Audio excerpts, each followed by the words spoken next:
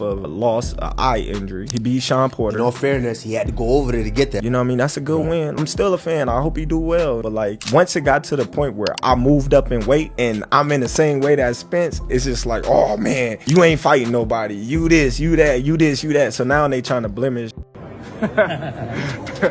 How many more fights would you say? I know you said maybe one, but come on. I don't know, 1, 2. Huh.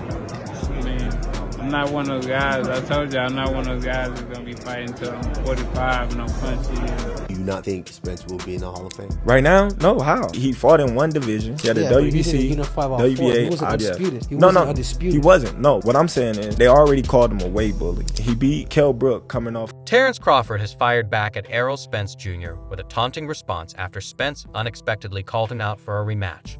Crawford sees Spence as nothing more than a quick payday, believing the outcome would be the same, or even worse, than their first fight.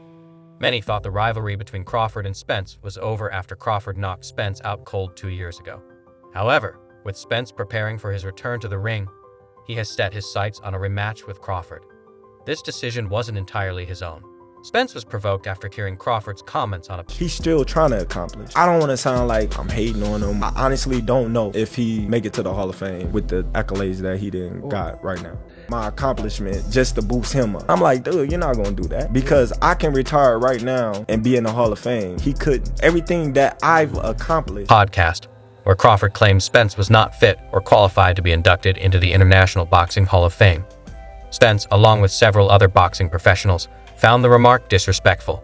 Given Spence's accomplishments, bouncing back from a horrific car crash to defeat top-tier opponents and unifying 3 welterweight championship belts, many believe he has more than earned his place among boxing's elite. Now, with tensions reignited, the stage is set for a potential rematch. Errol Spence Jr.'s lone defeat shouldn't diminish his Hall of Fame credibility Is there. I'm walking over my feet. You know, I want to get out the game. I got kids, got a mom and dad, and you know, they want to enjoy me. So, you know. Is there ever a possibility where you would rematch Errol Spence? Or is he in a position where he needs to win again before that makes sense for you? The possibility. Credentials, nor should it overshadow his impressive record of 28 wins and 22 knockouts. However, Spence isn't interested in debates. He's determined to take matters into his own hands by facing Terence Crawford once again. He believes that defeating Crawford, the first boxer to become undisputed in 2 weight divisions during the 4-belt era, will silence any doubts about his Hall of Fame worthiness. In response to Crawford's comments, Spence called for a rematch, and Crawford wasted no time firing back with a savage reply, declaring that any fight with Spence is easy money. The boxing community has been actively debating whether Spence deserves a place in the Hall of Fame. This discussion gained momentum after 2 division Everything got to come to the end, and you know, sadly, this definitely got to come to the end. So I'm definitely gonna get out while I still can, and not either be forced out or I have to keep fighting because I need money. Add one more belt, though. Undisputed champion and Spence's former rival, Terence Crawford, shared his thoughts on the Pound for Pound podcast with Kamaru Usman and Henry Cejudo. During the conversation, Crawford asserted that he could retire today and still secure his spot in the Hall of Fame due to his accomplishments. However, he wasn't as convinced about Spence's chances, stating, "I can't lie. Everything I've accomplished, he's still trying to accomplish." Pressed further, Crawford critiqued Spence's career, pointing out that he fought in only 1 division, never unified all the belts, and was never undisputed. He also referenced Spence's reputation as a weight bully and questioned the legitimacy of boxing. Where and when, if you were guessing? I don't know where, I don't know when, but it's definitely gonna be this year. All right, we look. He fought in just 1 division. Showed a lot of poise, broke him down, and was able to stop him at the end. Everybody's wondering what's going on with you and Terence Crawford. This fight gonna happen? I think it's gonna happen. We both want to fight. I want to fight. He wants to fight.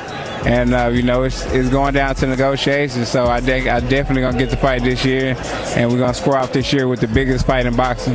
It is the biggest fight. Some of his wins, noting that he defeated Kell Brook when Brook was coming off a loss and an eye injury. Since the podcast aired, Crawford's comments have sparked backlash from fans and experts alike. Now, former WBO super featherweight champion Jamel Herring has entered the conversation. While Herring expressed his admiration for Crawford, he respectfully disagreed with his take. He emphasized that Spence was a unified champion in one of boxing's most storied divisions and has built a legacy that shouldn't be overlooked.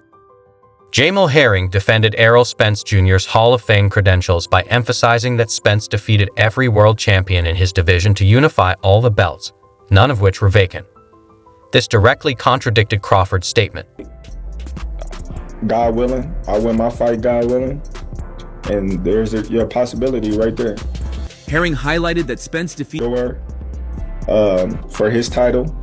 I'm fighting for a title, and there's a possibility he win his fight. Herring pointed out that Kell Brook, Shawn Porter, and Yordenis Ugas were all reigning title holders when Spence beat them.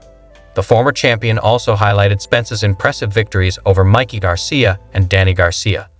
The latter was especially noteworthy, as it came after Spence's life-threatening car crash. Herring noted that Spence packed arenas, sold pay-per-views, and helped carry the welterweight division during his prime. Comparing Spence's resume to many who are already in the Hall of Fame, Herring concluded that losing to one of the best fighters in the sport does not erase Spence's achievements. He is undoubtedly Hall of Fame worthy.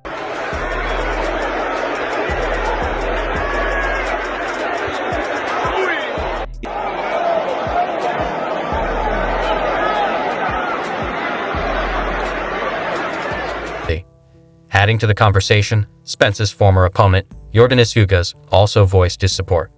Ugas, who fought Spence in April 2022 before Crawford ended Spence's undefeated run, suffered a 10th-round technical knockout loss that left him with an injured eye. Despite the defeat, Ugas holds no resentment towards Spence and weighed in on the debate. If Errol Spence Jr. were to retire today, I think he'd still be a Hall of Famer, Ugas wrote in a tweet. Like Herring, Ugas highlighted Spence's remarkable comeback story, bouncing back from a car crash and eye surgery to win multiple titles. He acknowledged that Spence caused his eye injury, but stated,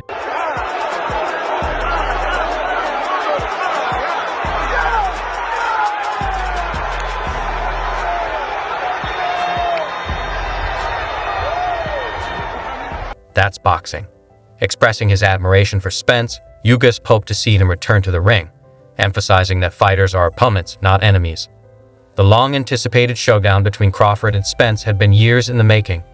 When Crawford won the WBO welterweight title with a TKO victory over Jeff Horn in June 2018, fans immediately began calling for a fight with Spence. However, a major roadblock stood in the way: promotional ties. Crawford was with Top Rank, while Spence was aligned with PBC, two companies that rarely do business together. Crawford became a promotional free agent in November 2021 after stopping Shawn Porter in the 10th round, finally opening the door for negotiations. Focus and, not getting out of focus, especially in the later rounds, just making sure, staying on point all throughout the fight and making sure you don't lose focus, because that's how, I got a lot of skill sets I feel like advantages over him. But at the end of the day, I feel like this fight is basically so even, it's going to be more about just being more focused. Talks between the two sides went on for most of the following year and nearly resulted in a deal in September 2022. But discussions collapsed at the last moment. Crawford instead fought David Avanesian in December, delivering a highlight reel 6th-round knockout in Omaha, Nebraska. Meanwhile, Spence, who hails from the Dallas-Fort Worth area, last fought in April 2022, securing a 10th-round TKO over Yordenis Ugas in Arlington, Texas, to claim his 3rd welterweight title. That fight marked his return after undergoing surgery in August 2021 for a detached retina. Spence had initially been scheduled to fight Manny Pacquiao, but he withdrew due to the eye injury. Despite setbacks, Spence has repeatedly proven his resilience. He returned from his detached retina surgery just as Sugar Ray Leonard did in the 1980s, and much like his recovery from a near-fatal car crash in October 2019, he came back stronger. 14 months after that accident, he dominated Danny Garcia by decision. Many fighters have been forced to retire due to retinal injuries, but Spence defied the odds, coming back to break Ugas' orbital bone in their fight, further cementing his legacy. The conversation surrounding Errol Spence Jr.'s Hall of Fame credentials first gained traction after Terence Crawford's dominant victory over him on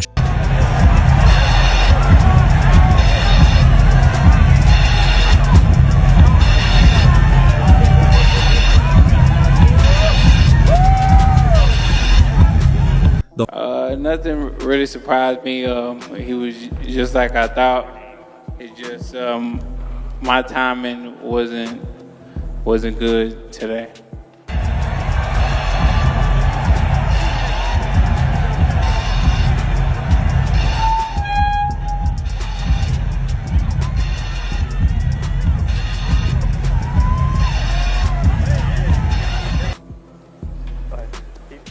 Questions for Errol Spence Jr.? Hey, Errol, Keith Heidick from BoxingScene.com. What do you attribute your timing not being there to? Did you feel off physically or anything, or what was wrong in the fight? July 29, 2023.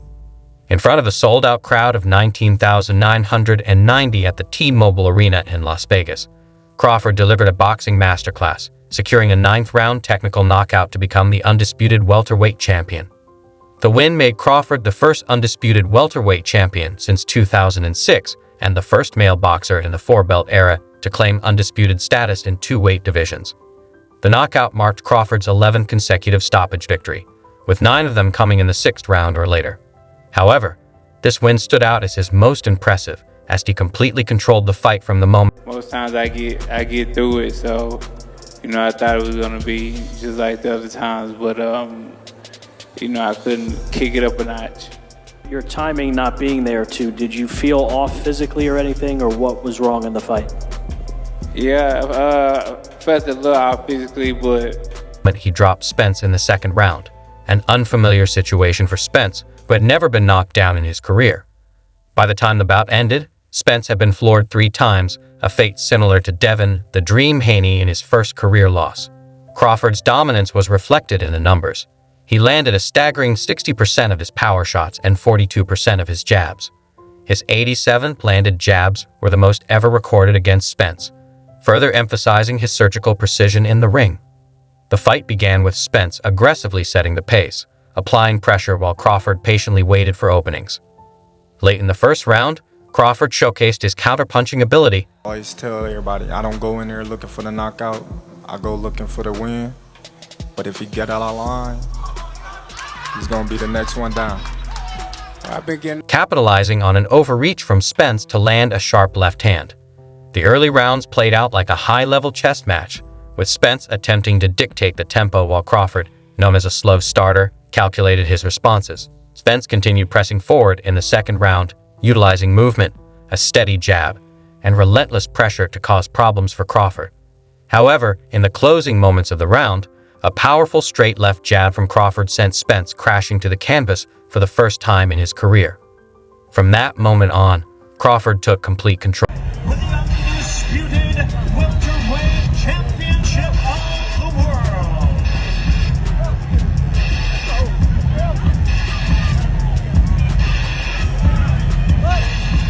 I'm about to take my belt off then. you gotta do what you gotta do. I'm going to do it. I'm going to do it. Errol? You gonna need more than the belt. I don't know what you talking about. I ain't one of your kids. I'm You going gonna to treat need you. more than the belt. I ain't one of your kids. In the 4th round, a crushing overhand left followed by a barrage of sharp jabs visibly hurt Spence, setting the tone for the rest of the fight. The 5th round saw more of the same, as Crawford's accuracy, speed, and textbook counterpunching forced Spence onto the back foot. At that point, it was no longer a question of if the fight would end, but when. Crawford dropped Spence 2 more times before sealing the victory with a 9th round TKO, cementing his legacy as one of the greatest fighters of his era. You like one? Yeah, all right, we gonna see. All right, we definitely going to see. And there they are, ladies and gentlemen. It's the main event of the evening. Brought to you by Premier Boxing Champions. 12 rounds of boxing.